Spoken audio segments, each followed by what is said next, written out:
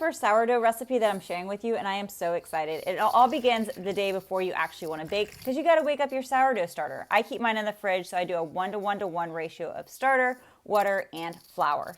I mix it all up till it's a thick pancake batter, and then we're going to put a lid on it. This is a coffee filter to make sure nothing gets into it, but it can still breathe.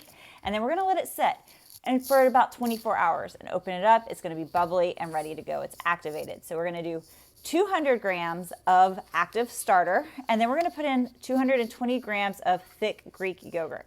After that, we're going to add in 240 grams of water.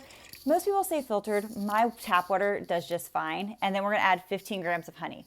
Once all that's in, we're going to mix it together to get all those big lumps out. And then we're going to add in our flour, which is going to be 640 grams of bread flour. From there, we're going to salt it up with 15 grams of salt.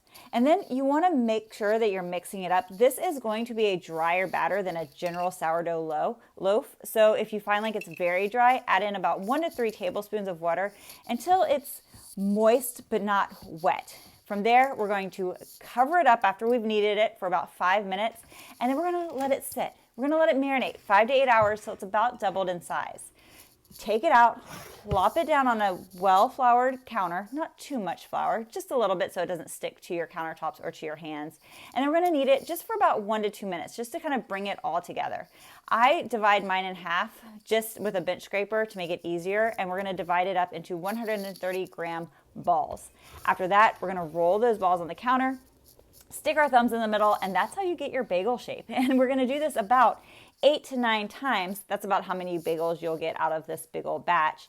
And then after that, we're going to start getting our pot together.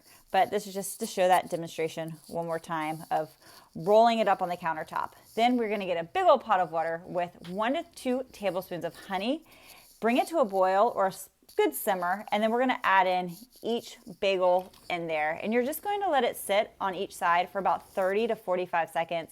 You'll flip it over, do both sides, and then set it up on your baking sheet on a piece of parchment paper while you do all the rest of them. From there, I like to cover mine with milk versus an egg wash, and then stick whatever seasonings you want. Obviously, these are everything but the bagel seasonings. We're going to stick it in the oven at 425 degrees for 22 to 23 minutes.